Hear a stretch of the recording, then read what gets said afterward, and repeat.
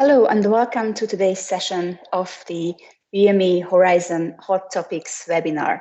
I am Borbála Schenk, the Chief European Research Funding Advisor at the Budapest University of Technology and Economics, and my professional focus is to support the researchers in their successful participation in the Horizon Europe Framework Programme.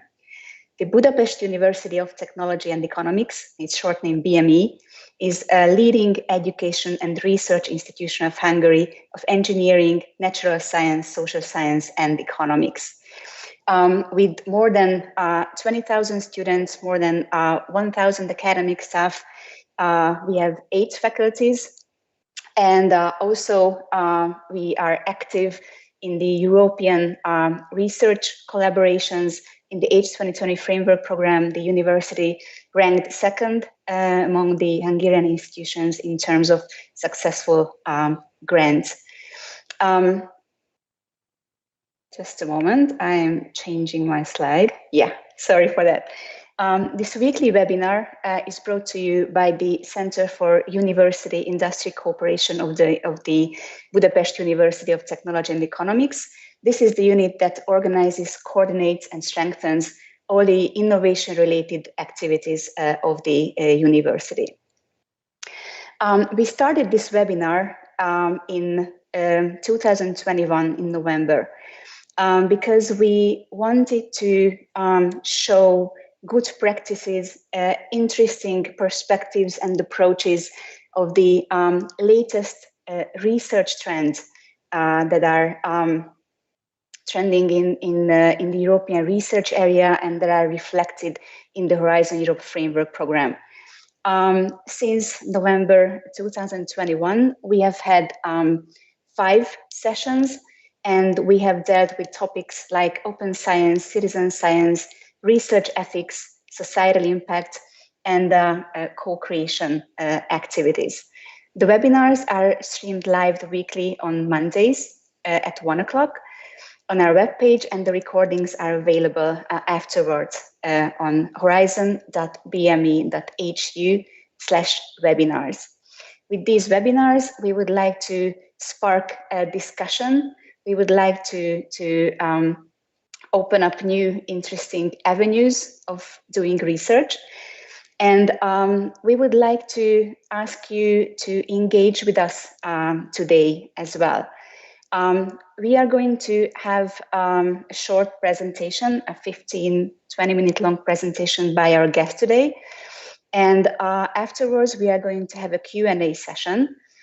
And the Q&A session is already open on Slido. So please feel free to ask questions, feel free to upvote questions.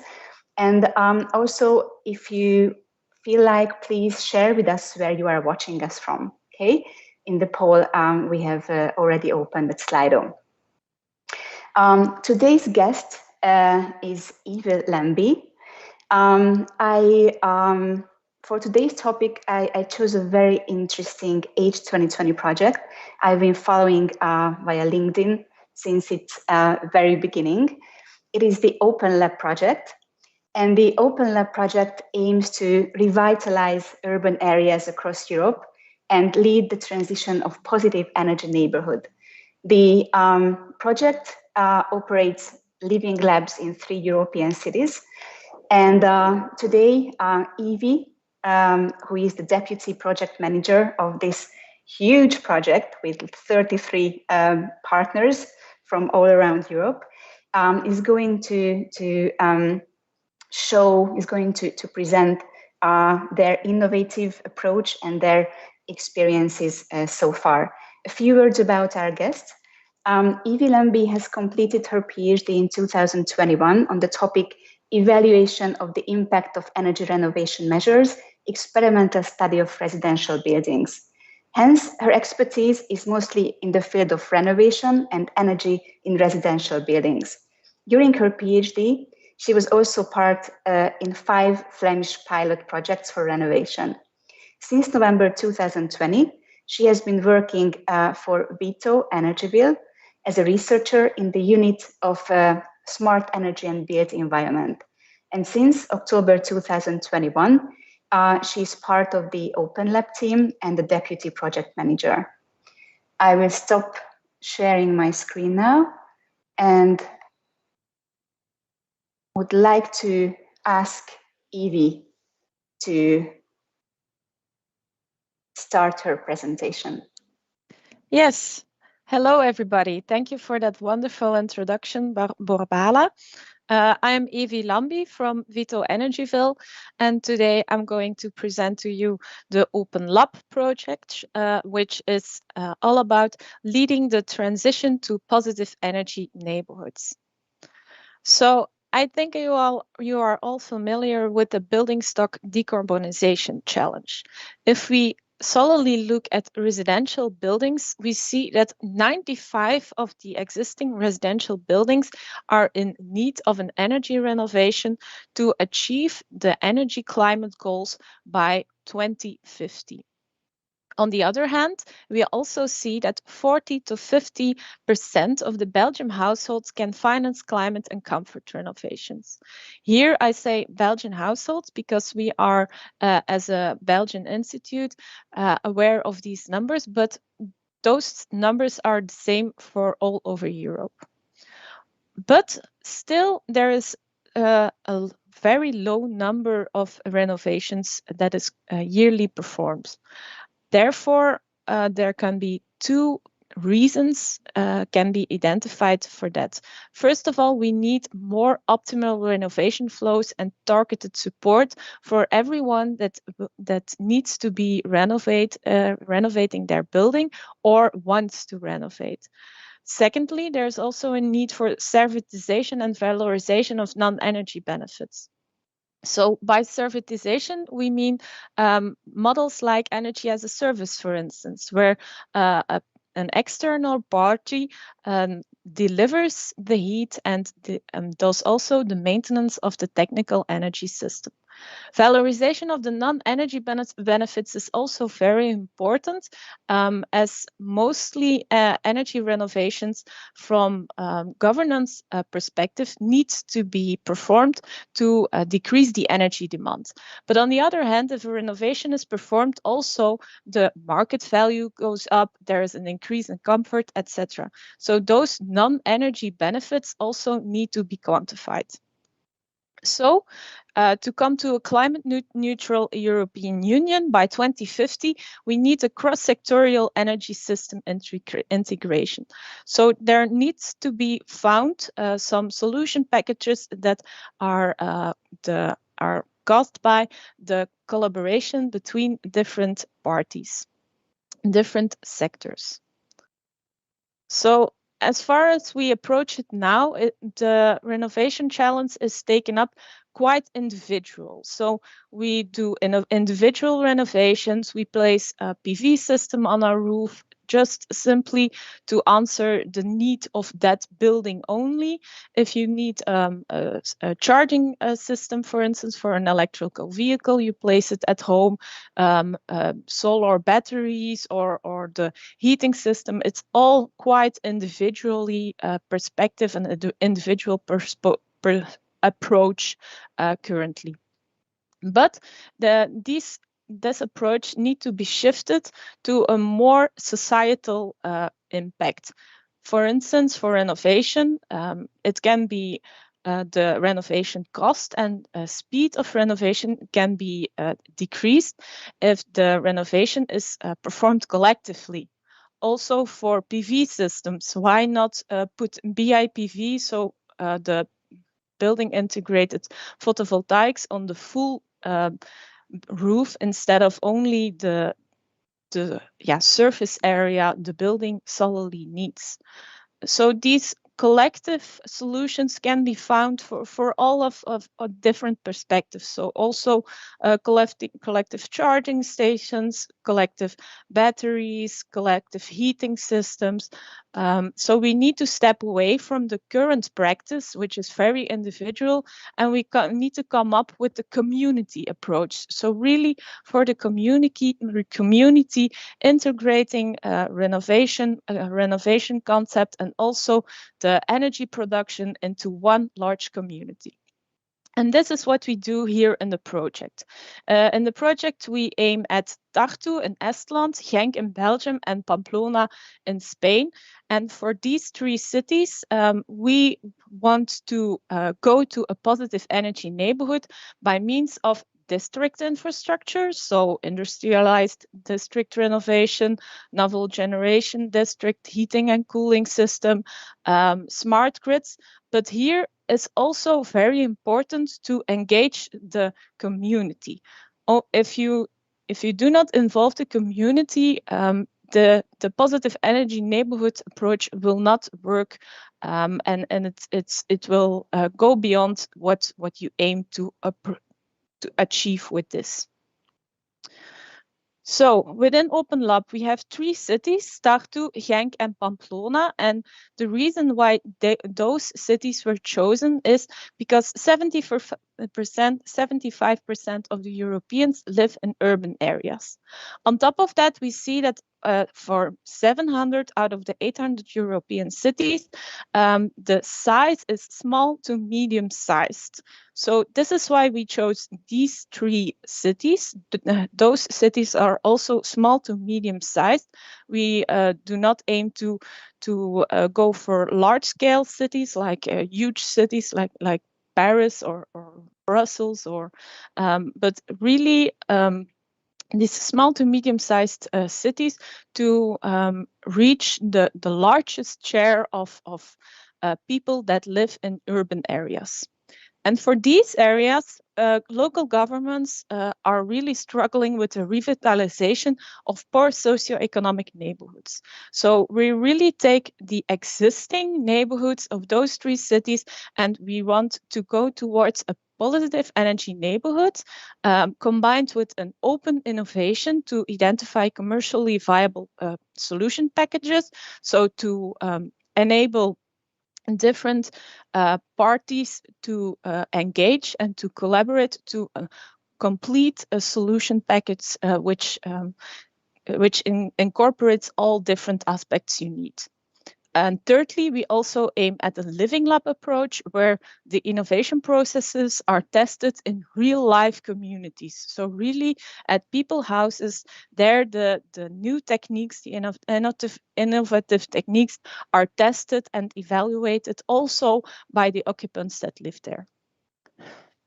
So to come to positive energy neighborhoods in existing dwellings, so which is the transition towards it, which is the aim of the Open Lab project, we face three main challenges. The first challenge is integrating novel technologies in a PEN setting. As I said before, energy efficient techniques are rather applied quite individually, and now we take this to a new level of really a district level. So energy efficient buildings combined with renewable energy generation, smart energy grids, energy storage, and smart control. It all needs to be taken up to the level of a district rather than the individual mindset that is currently mostly applied. The second challenge is to accelerate the positive energy neighborhood development in existing neighborhoods. So we do not start from scratch. We do not start for developing a concept for newly built neighborhoods. No, we really start from existing neighborhoods. So that's why data collection of the current state is very important, but also, all other aspects. Life cycle impact. Do you really want to retrofit, or do you want to still go for demolishing and new build? Digital twins that are developed to represent energy systems, renovations that need to be phased over time. So the district cannot be renovated at once, but also for one dwelling in particular, a renovation, a phasing can be needed if the financial capacity of the building owner requires so. Also new business models for split ownership. If you have collective energy systems, how are you going to deal with that? Energy as a service models, and also the control of legacy equipment. So that's why we start from three cities with three completely different settings. So in Tartu, on the left, you see that we want to renovate 3 apartment buildings to a positive energy neighborhood. So typical high-rise buildings that are very common in the north and the eastern of Europe. And then in the middle, you see in Genk in Belgium, single-family housing neighborhood linked to a sandbox area. So what you see on the picture are the single-family houses that were built for the miners, co-workers that were hosted in Belgium in the early 20s. So very old buildings, and that district is lying next to a regulatory sandbox area, so where there is a play field for innovative structures that can be tested. And then on the right, you see Pamplona in Estland, where there are combining tertiary buildings with social housing, where we start from an existing industrial building that is transformed into a commercial building and also social houses combined. And then the third challenge is to engage the neighborhood's community with all sorts of channels. Here, for example, you see the flyer we made, the very first flyer that was spread in the district, in the local language of the district, really to inform people of the project and to try to convince them to come to the first info session.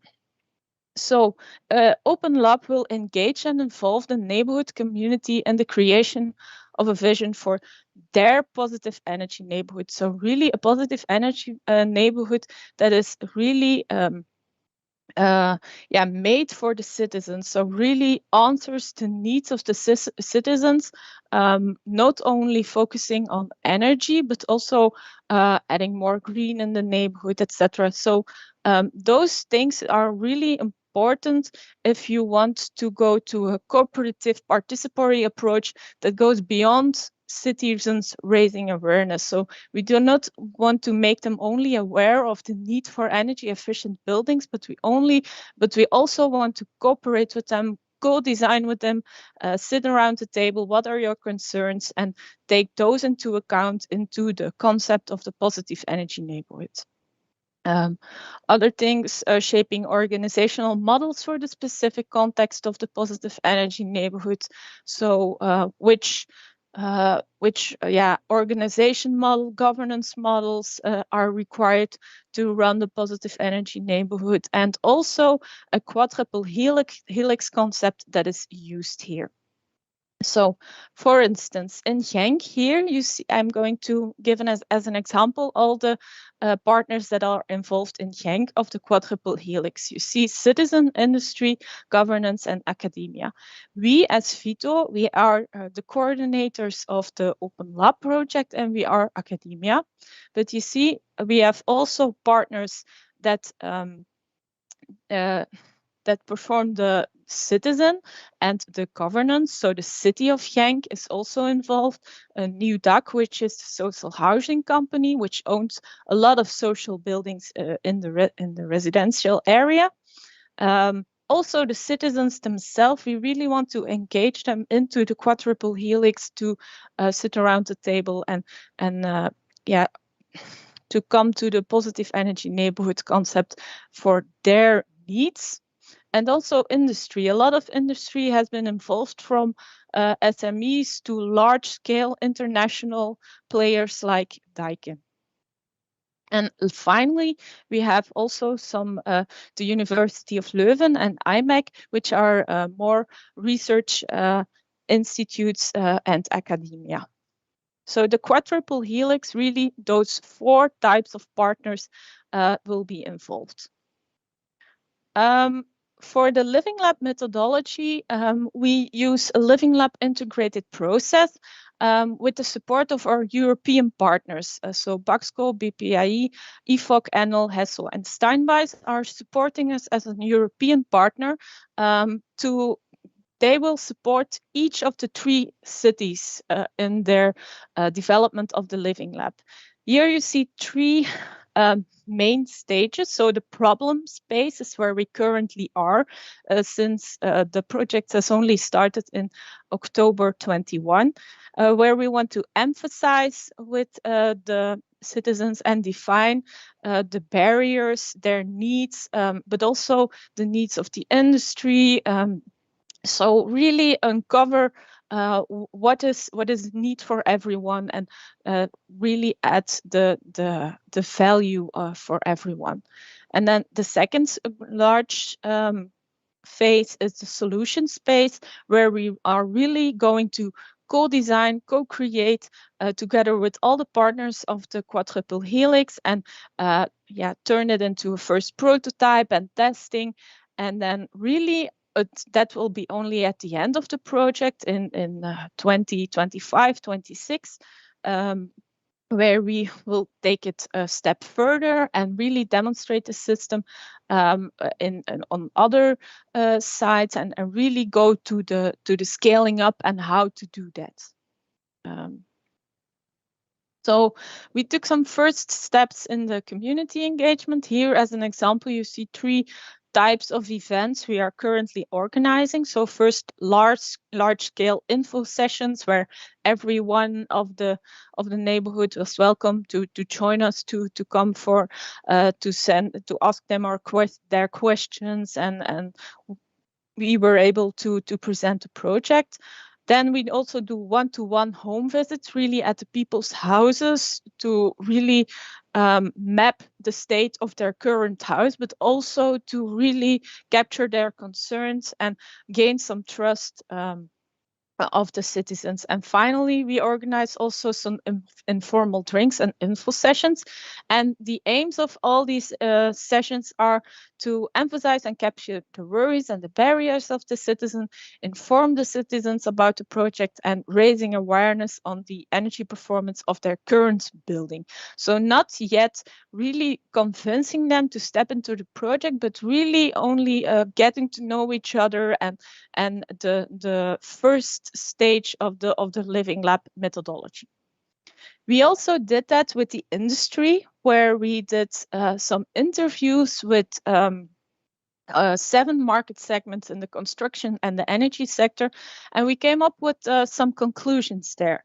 So first of all, there is a very high need for an aggregated and upscaled renovation of residential buildings, certainly in areas where all buildings are completely different, and there are a lot of neighborhoods, or most neighborhoods, even in Belgium, for instance, there the geometry of all buildings is completely different. So really that upscaled renovation is really a need that needs to be answered. Secondly, also new business models come along, like including services, maintenance services of technologies and energy as a service ESCO models, but also going from the capacity expenditure to the operational expenditure. So instead of investing in building it, really shifting more of that to a more optimized use and maintenance of the techniques. Also, there is a leading role for governments. They really need to initiate the renovation process through legislation, sensibilization, and innovative tendering.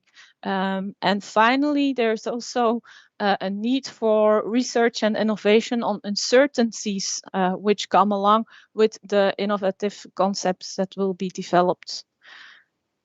So the needs are, there's a need from the industry for challenging pilot project, cross-sectoral knowledge, technology interaction on neighborhood level, real-life test environment. So all these things are also already currently resulting in the fact that there are already quite some living labs popping up into Europe, and this number will only increase in future. Then to close this presentation, I quickly wanted to show you the timeline of the project. So we started only in October, so we're really only in the initiation phase and setting up the governance structure, implementation plans, appointing a design team.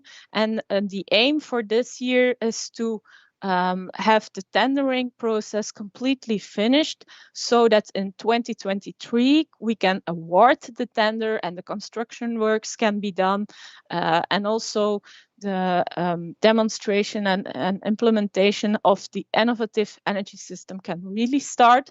But the largest share of the project duration, we want to focus on the management and the operational phase. So really monitoring, performance assessment, getting some feedback from the inhabitants, really the living lab that is operational and is being exploited.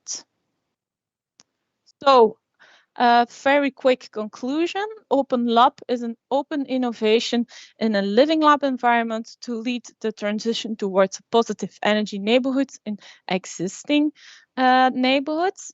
We faced three challenges. So integrated the novel technologies in a PEN setting, accelerating the development in existing neighborhoods, and finally engaging the neighborhoods community. And this we want to do by means of the quadruple helix organizational structure and the living lab integrative process. I want to invite you to join for the newsletter if you're interested to follow this project further.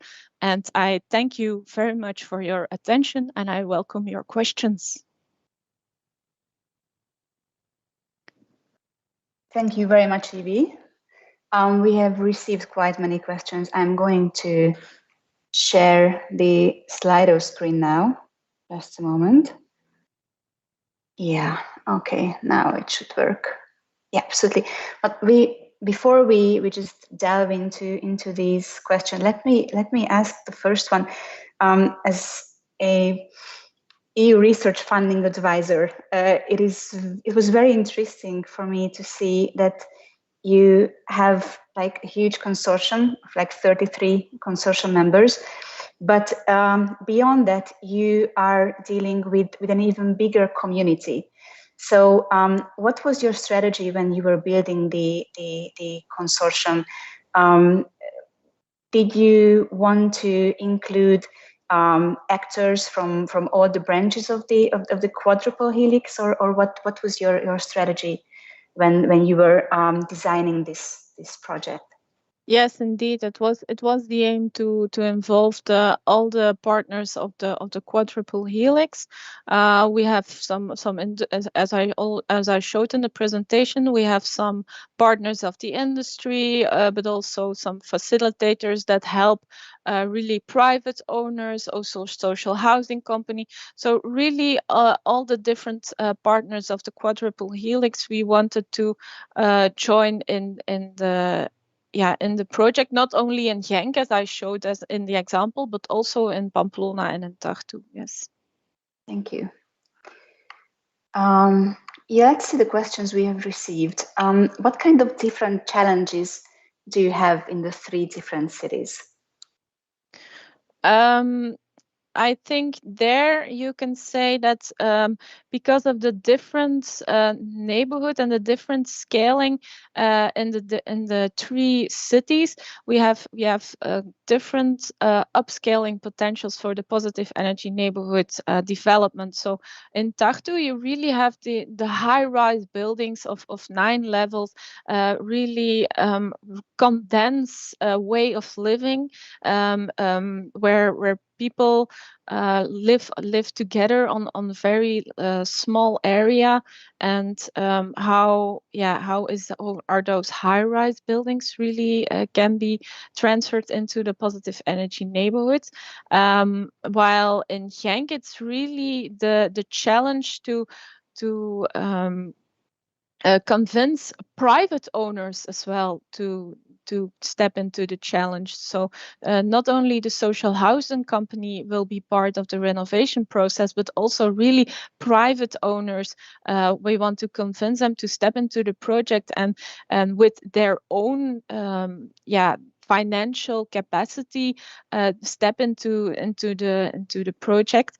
And then finally in Pamplona, I see them as a kind of in between the high-rise buildings in Tartu and the private owners and the single family houses in Genk. There you have a kind of a middle scale, but also the additional challenge there is the connection with the commercial buildings that will be developed there.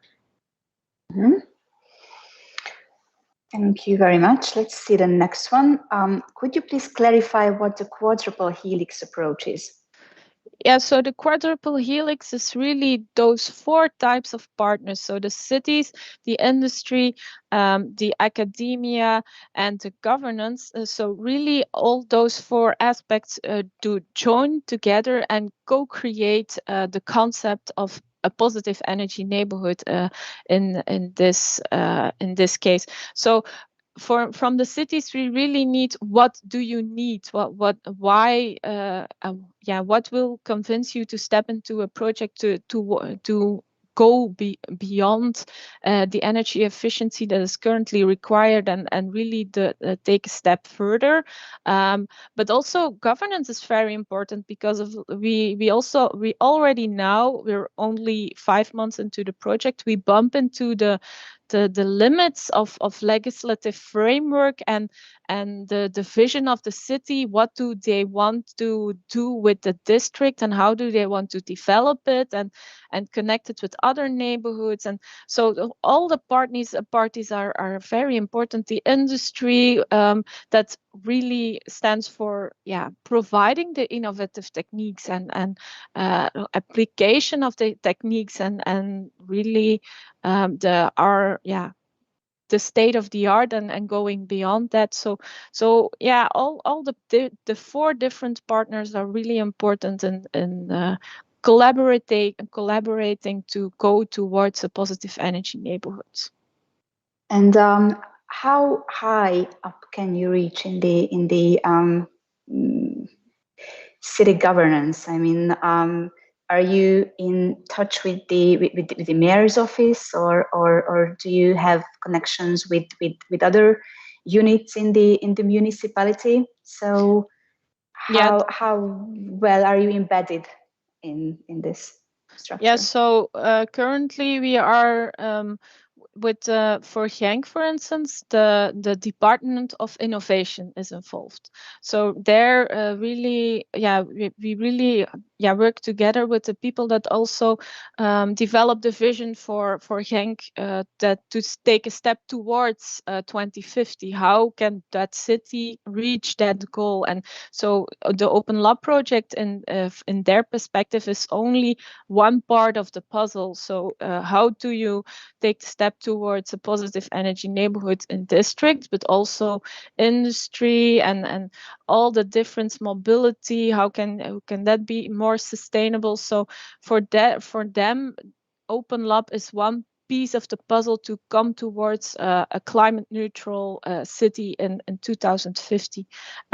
So yeah, that's really the core of the cities that are involved there. Yeah. Okay, thank you. How do you evoke the interest of the city dwellers in the project? Okay. How do you get them on board? It's very important to first capture their needs, what is keeping them occupied and lying them awake in bed at night. So really, yeah, what keeps them busy, and take a step from there to go towards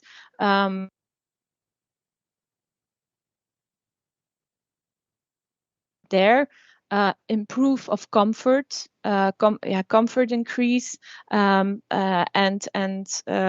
energy savings.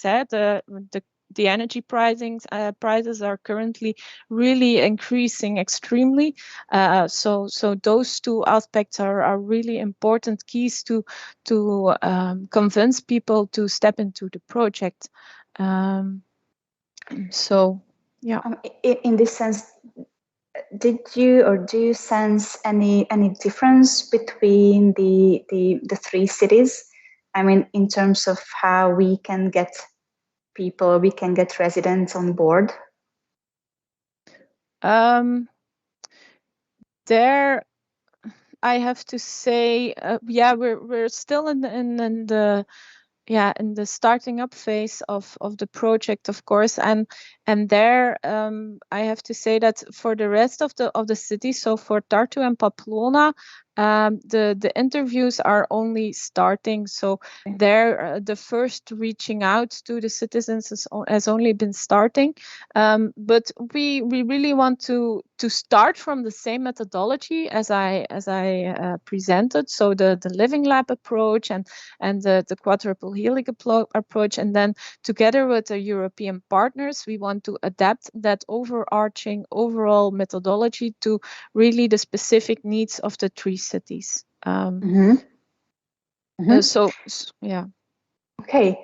I think that the next question is a bit interrelated with the one we have just covered. How do you substantiate the value of the project for the citizens? But if you would like to add something to that, which refers to the value of the project specifically?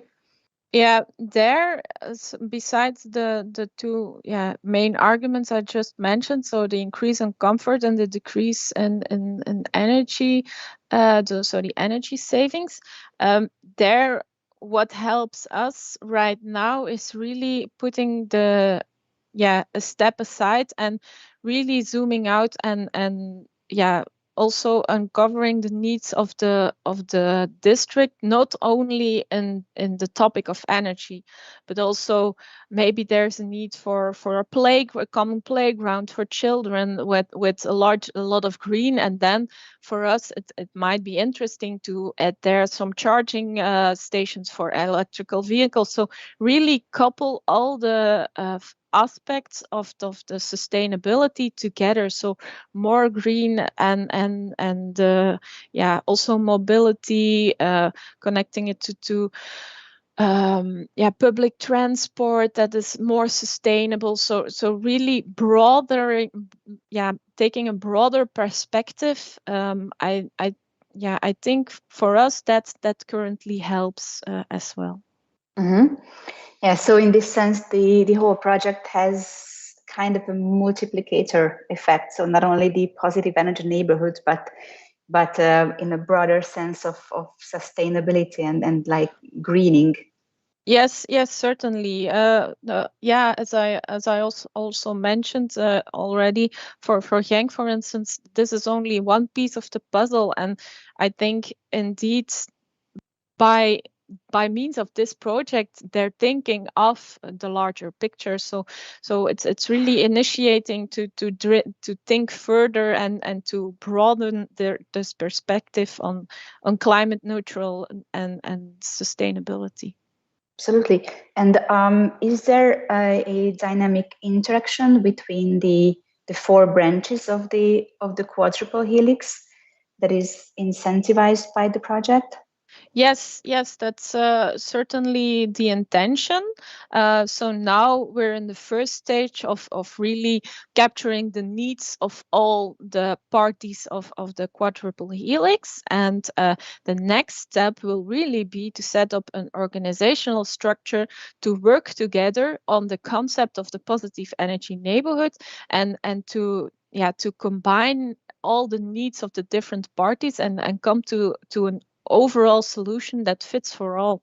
And also, because it's a living lab, this will be a feedback loop where we can develop and optimize the technologies that will be implemented and demonstrated in the neighborhoods. Thank you. I think that the last question is the perfect way to wrap up the Q&A session. How do you make such a cooperation long-lasting? So that's indeed a very good question. The way we are trying to do that now is by already thinking of the organizational structure and the government structure right now. So which business models do we need, and how could this work for the different parties? What's in it for the 4 different parties of the quadruple helix to be indeed also beyond the open lab, which is only 4.5 years. If we want to exist 10, 20 years. Really starting from that perspective, already now thinking of how can we work together and initiate the governance structure that works for us all. Thank you very much, Evi. I'm sure that we are going to follow the development and maybe in like 1 or 2 years come back to it and see where you are then and what happened. So I would like to wish you good luck with this very inspiring project. And thank you very much for sharing your innovative approach and your initial experiences with us today. Yes, thank you very much for the invitation. I'm very happy to come back if you want. Thank you. I just would like to share now the topic for the next session. Next week, we are going to deal with citizen science again, and we are going to hear experiences from a very interesting citizen science project that was conducted by the Euro-Mediterranean Seismological Center in Haiti. So see you next week, and have a nice week. Thank you very much for your interest in our webinar. Goodbye.